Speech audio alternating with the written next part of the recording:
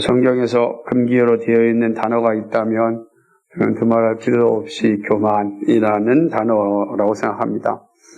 이 단어는 사실은 사라져도 좋은 그런 단어입니다. 근데 안타깝게도 가장 우리와 친밀하게 붙어 있는 그런 단어가 교만입니다. 교만은 평망에 이르는 길이기에 교만은 없어져야 합니다. 교만에 대한 하나님의 마음은 분명하죠. 교만이 오면 패망이 오는 거니까요. 근데 교만에 빠지면 참 무서운 그 현상들이 나타나는데, 그건 뭐냐면 자신이 교만한 상황에 있는지를 인식하지 못한다는 것입니다.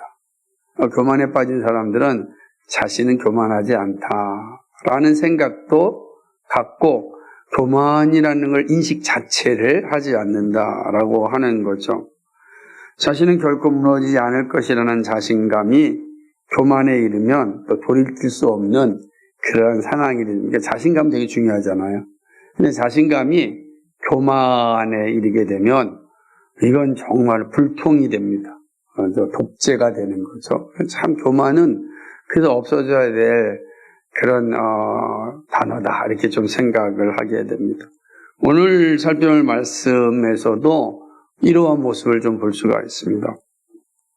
오늘 하나님께서 이제 에돔에 대하여서 하나하나씩 이야기하는데, 이 이야기는 우리 시대를 향한 이야기입니다. 우선 에돔은 자신들은 독수리처럼 높이 오르고 별 사이에 거주하고 있는데 누가 감히 자신을 땅으로 내릴 수 있느냐 이렇게 이야기를 합니다. 이것은 이들이 처하고 있는 상황을 잘 보여주는 겁니다.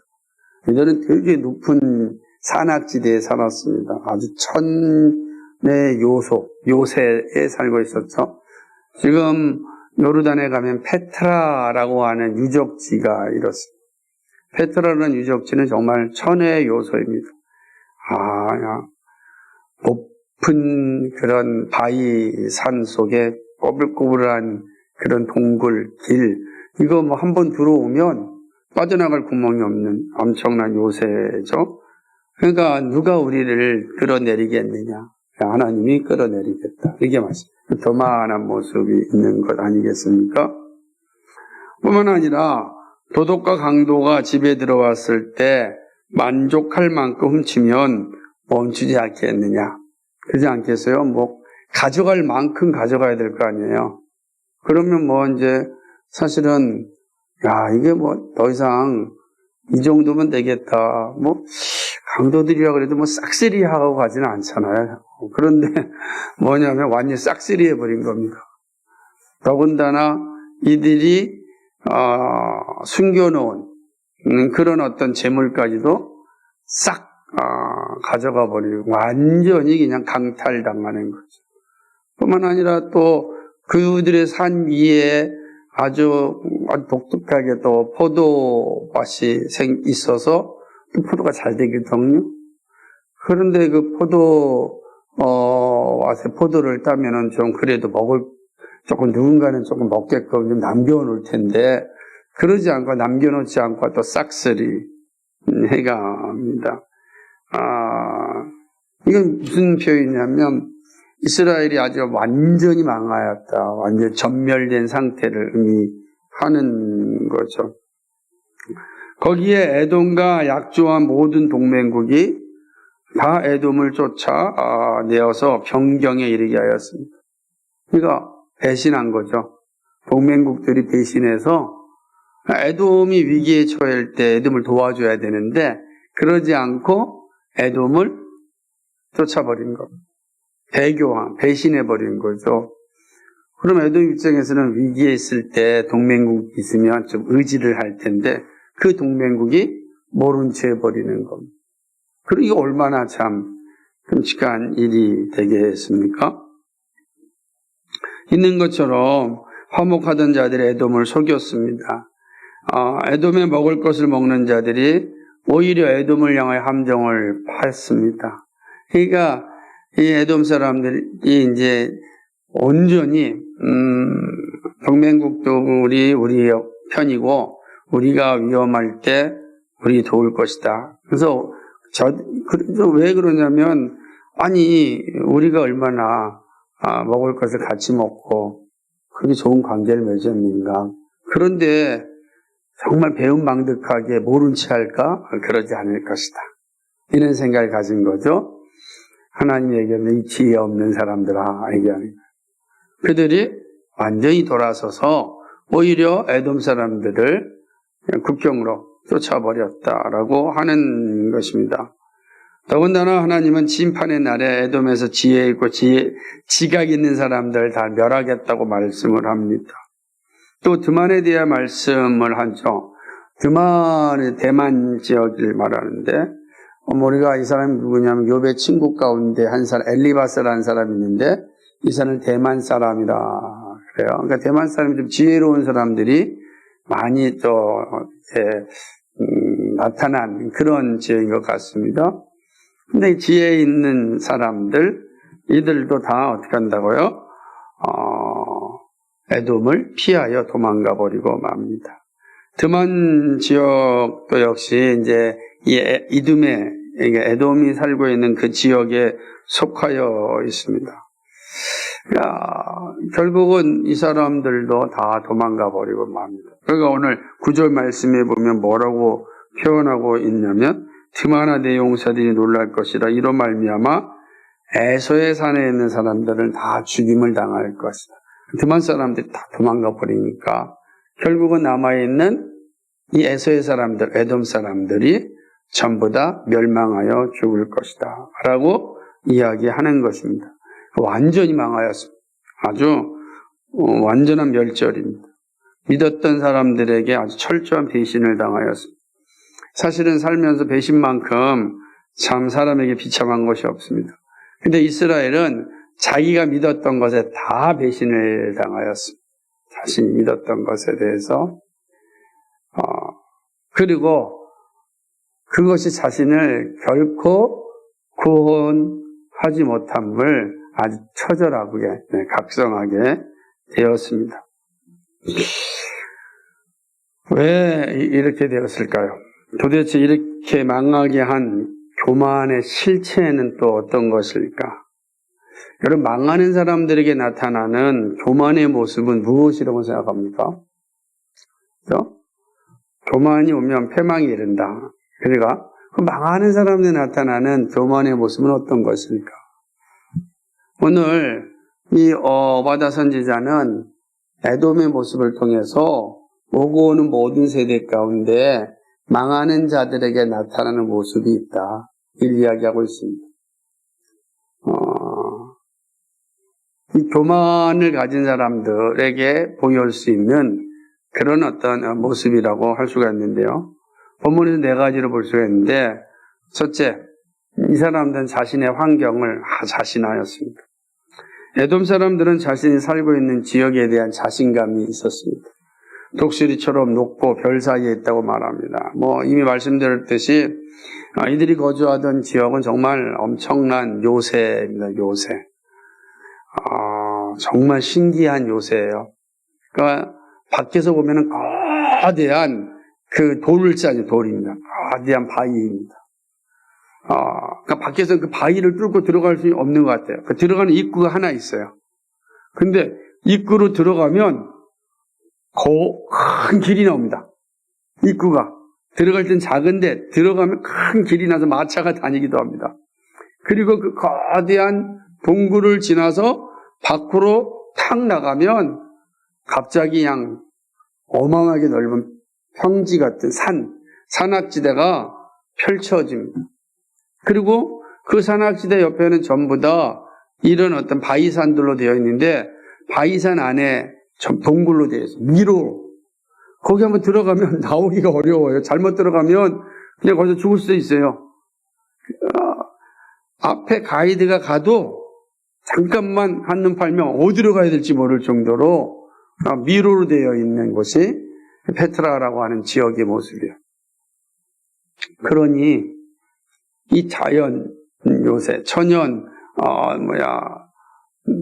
최고의 요새로서 자신들을 지키고 있으니 과연 누가 우리를 침봉할 수 있겠느냐? 라고 하는 거죠. 자신만만한 거 아니겠어요? 그래서, 그런데 그런 환경 속에서 자신만만하게 살았는데 하나님 뭐라 그러죠? 끌어내리겠다. 그러니까 교만한 사람들에게 나타나는 모습은 자신의 환경을 너무 의지해요. 자신하고 확신합니다. 이게 오늘날 우리 시대로 본다면 마치 이게 금수저, 흙수저 같은 이런 모습으로도 비유 좀 할 수가 있을 것 같습니다. 금수저라고 불리는 사람들에게 나타나는 그런 교만의 모습이죠. 금수저 출신들이 겸손하기란 정말 어렵다고 생각합니다. 성경이 부자가 천국에 들어가기가 어렵다라고 말하였던 것처럼 이 금수저라고 하는 그 거대한 환경 속에서 사실은 태어나서 자란 사람들이 겸손해지기는 참 어려운 것 같아요. 아주 자기의 힘으로 회사를 이룬 것도 아니고 선대 아버지, 할아버지가 만들어 놓은 거 그냥 이어서 그 집안에 태어났다는 것만으로 그 기업을 이어가죠. 그럼 겸손해야 되는데 얼마나 겸손하겠습니까? 그런 모습 보는 거죠. 환경이 중요하지만 그러나 환경을 하나님보다 자신할 때 교만의 자리에 서게 되고 결국 패망하게 된다라고 하는 것을 사실은 이제 말씀하십니다. 교만은 이렇게 자신의 환경을 너무 자신하는 사람들입니다. 그럴 필요 없죠. 두 번째로는 자신의 물질을 과신하였습니다. 에돔은 재물이 많았습니다. 당시 무용고에 있었기 때문에 상당한 부가 오가고 있었죠. 그 가는 길이 왕의대로거든요. 그 왕의대로를 지나가면서 수없이 많은 동서양의 이 문물들이 교체하는 곳에 있었던 나라였기 때문에 아주 대단합니다. 그 페트라에는 또 그래서 고대 로마 시대 때에 그 유적지도 있어요. 로마의 경기장, 원형 경기장도 있고 거기까지 와서 원형 경기장까지 세웠다. 나바티안 지역이기도 하고요. 그러니까 이 지역 자체는 엄청난 부와 어떤 물질이 많았던 지역입니다. 오늘 본문을 보게 되면은 뭐라고 되어 있냐면은 6절에 보면은 에서가 어찌 그리 수탈되었으며 그 감춘 보물이 어찌 빼앗겼는고라고 보면은 이들이 보물이 많이 있었던 그런 민족이었습니다. 그러니까 일단은 천혜의 요새를 가지고 있고 또 돈도 많고 얼마나 자신하고 가신했겠습니까? 이런 돈이 있는데 감히라고 하는 거겠죠. 물질이 이들에게 있어서 자신감의 척도였습니다. 예나 지금이나 돈은요 강력한 힘을 발휘합니다. 돈이 있으면 무기도 사고 요새도 건축하고 성벽도 건축하고 그렇습니다. 페트라에가 엄청난 돌 궁전들을 보면 이거 정말 어마어마하거든요. 다 돈이라고 하는 강력한 힘이 그 일들을 하게 한 것입니다. 풍요로운 삶을 살았습니다. 그러니 얼마나 좋겠습니까? 우리 말에 보면 눈에 뵈는 것이 없는 거죠. 있으니까 돈 있으면 뭐든지 다 된다라고 하는 자본주의 이 사회는 극대화됐지만 역사상 모든 나라는 다 이 돈의 노예로 살아가고 돈으로 말미암아 자신들이 그래왔던 삶을 자신 있게 드러냈던 것입니다. 돈이 주는 강력한 힘에 이들은 굴복당하였습니다. 하나님보다 돈이 중요하죠. 하나님 보이지 않는데 돈은 보이고 어떤 게 더 가깝게 가겠습니까? 바울은 돈을 사랑함이 일만하게 뿌리라고 하였습니다. 그리고 부한 자들을 향하여 분명하게 선포하였습니다. 디모데전서 6장 17절 18절을 보게 되면 내가 이 세대에서 부한 자들을 명하여 마음을 높이지 말고 정함이 없는 재물에 소망을 두지 말고 오직 우리에게 모든 것을 후히 주사 누리게 하시는 하나님께 두며 선을 행하고 선한 사업을 많이 하고 나누어 주기를 좋아하며 너그러운 자가 되게 하라 이렇게 말씀했습니다. 그러니까 보환자들에게 말하기를 정함이 없는 재물에 소망을 두지 말라. 일단 재물 자체가 깨끗하지 못하니까 거기에 소망 두지 말라. 소망은 하나님께 두는 것이다 라고 얘기하는 거예요. 그런데 이 말은 뭐냐면 예수님이 말씀하신 것처럼 하나님과 재물을 겸하여 섬기지 말라라고 하셨던 것처럼 하나를 섬기면 다른 것을 못 섬겨요. 우리가 하나님 온전히 섬기면 정말로 돈의 노예가 되지 않아요. 그냥 반면에 돈을 사랑하면 반드시 하나님을 예배할 수가 없어요. 잘 섬기지 못해요. 돈이 이게 강력한 힘이고 능력이기 때문입니다. 그 사람들은 하나님 아니면 돈에 소망을 둡니다. 그죠? 돈에 소망을 둘 것인지 하나님께 소망을 둘 것인지 돈은 보이는 족족 우리에게 위로와 어떤 힘도 주고 그죠? 기쁨도 주는 것 같고 그렇지 않습니까? 하나님 보이지 않으니까 즉각적으로 우리에게 뭐 기쁨과 즐거움을 주시는 것 같지도 않고 그러면 어렵고 힘든 세상에서 어느 것을 붙잡겠습니까?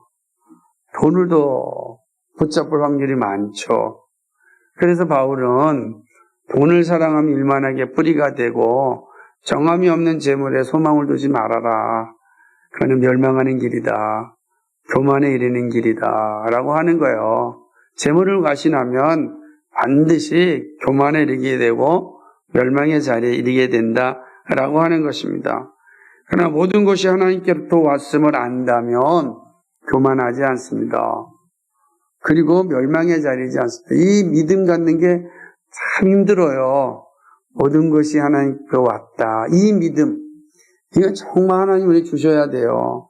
성령께서 우리에게 정말 이 믿음을 심어주셔야 우리가 돈을 사랑하지 않고 바울이 이야기하는 것처럼 선을 행하고 선한 사업을 많이 하고 나누어지기를 좋아하는 너그러운 사람이 되는 겁니다.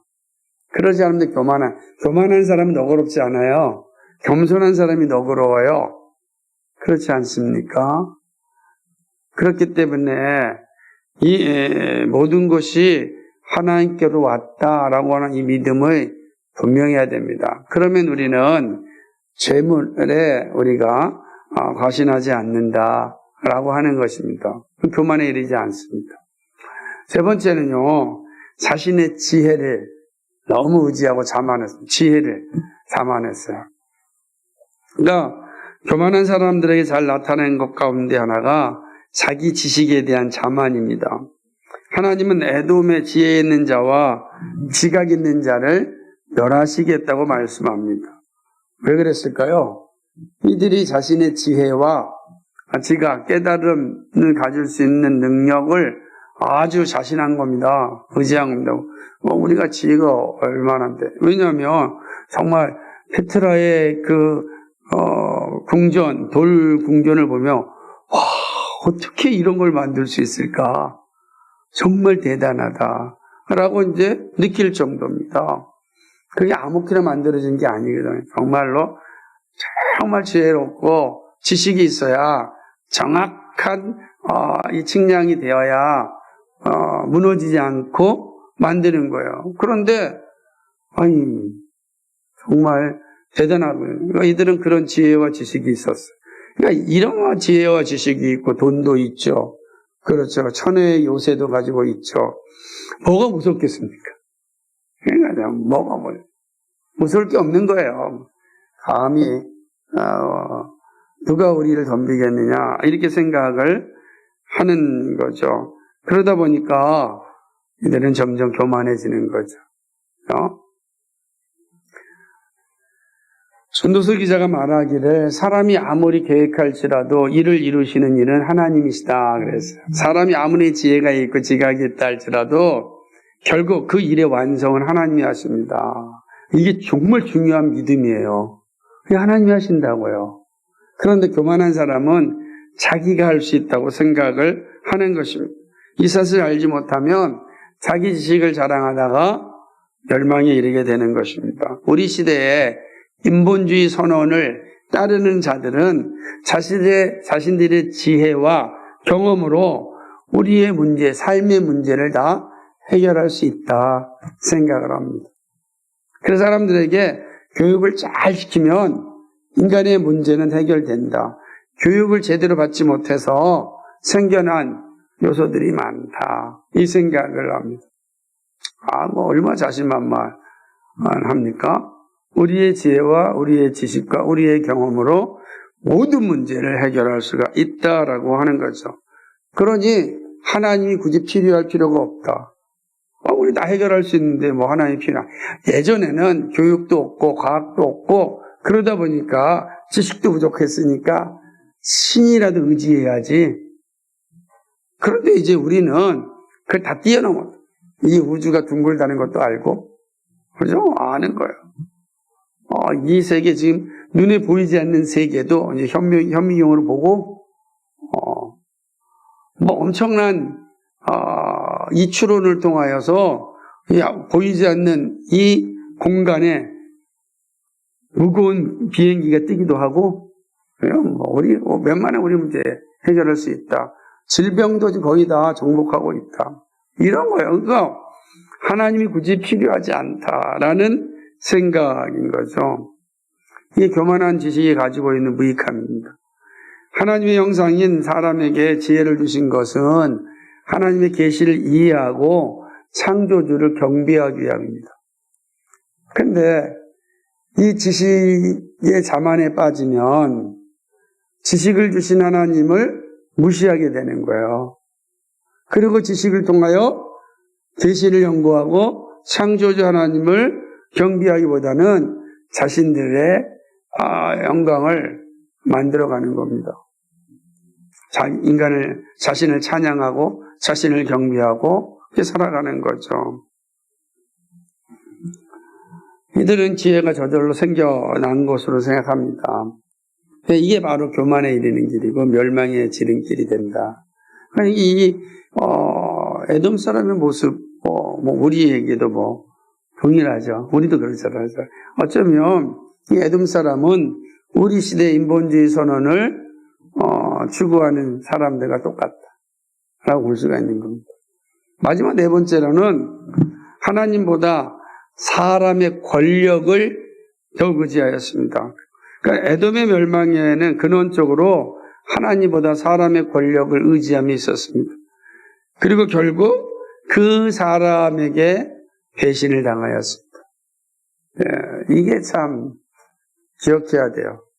7절에 보면 약조한 자들은 누구냐면 동맹국들을 의미합니다.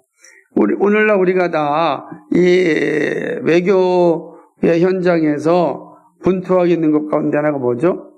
동맹국을 만드는 거, 그 다음에 전략적으로 협력관계를 만드는 거예요. 그러니까 동맹국은 몇 명이 안 돼도 몇 나라가 안 되지만 전략적으로 협력하는 나라들은 수두룩하게 만드는 거예요. 그래서 유사시에 우리가 함께 삶의 문제, 시대의 문제를 해결하자라고 하는 것입니다. 그런데 그 동맹국들이 배신하여 에돔을 쫓아냈습니다.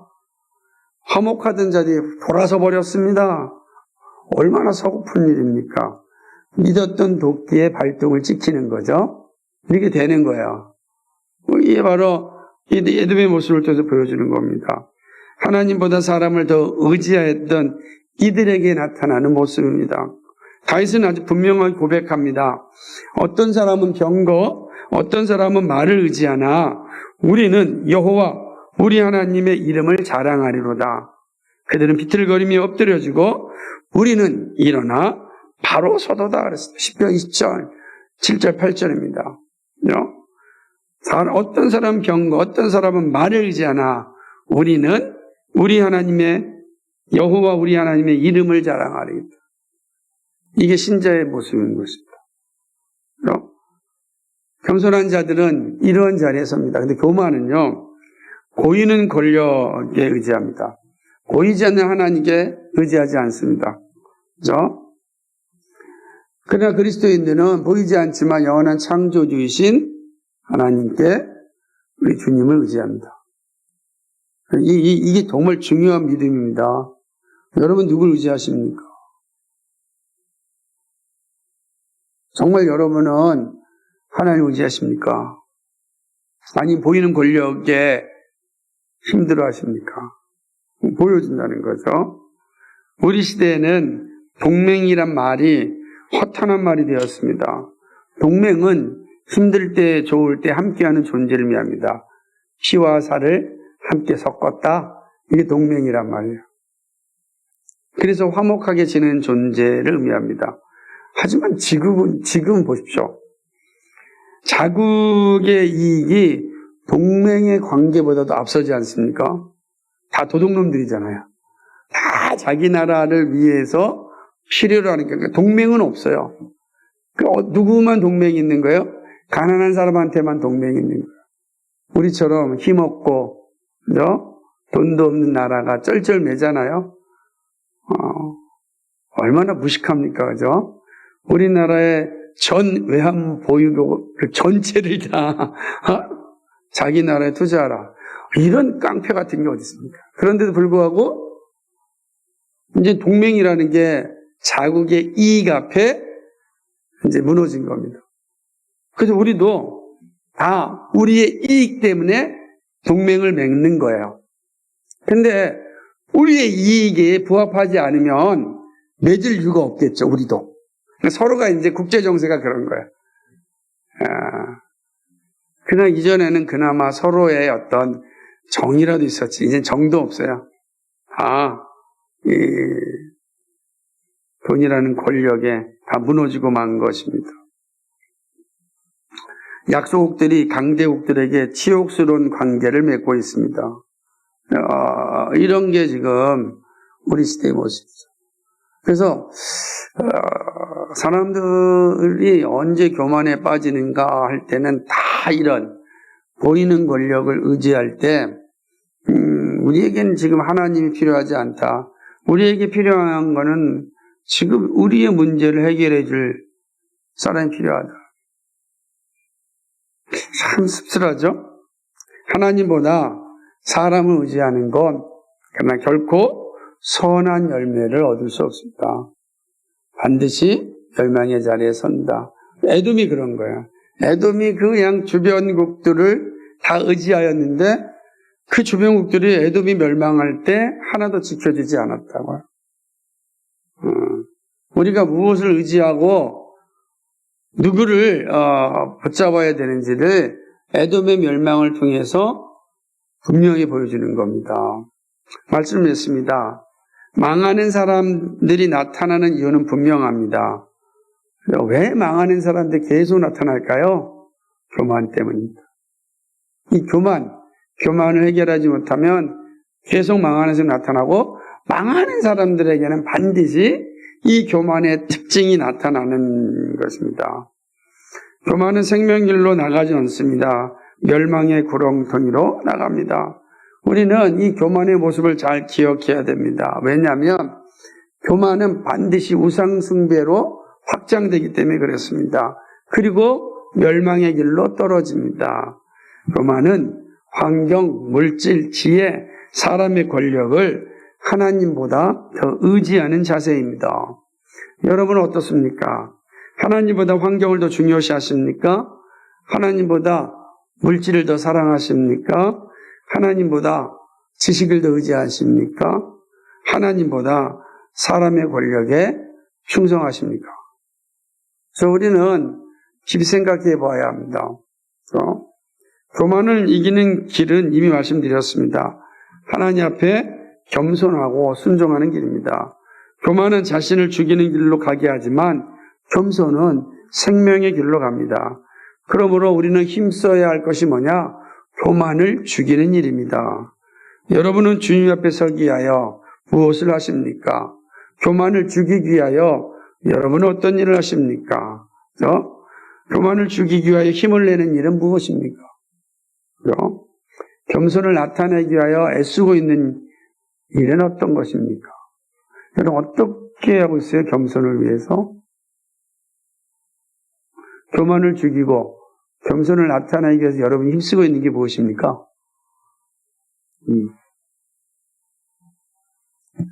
바울은 믿음의 주요 온전케 하시는 예수님을 바라보자고 말합니다. 이것이 교만을 이기고 겸손히 주님 앞에 나아가는 일입니다. 예수님을 바라보는 것은 예수님께 우리의 눈을 고정시키는 일입니다. 예수님께 고정하는 거예요. 주님의 말씀이 우리를 이끌도록 우리의 마음을 열어놓는 일입니다. 말씀이 나를 이끌어갈 수 있도록 순종하고자 하는 마음이 가득함입니다. 이게 교만을 죽이고 겸손의 자리로 가는 거예요. 그래서 늘 주님께 우리의 눈을 고정시키고 주의 말씀이 우리에게 들려지기를 기대하고 깨닫게 되기를 간절히 간구하는 자세.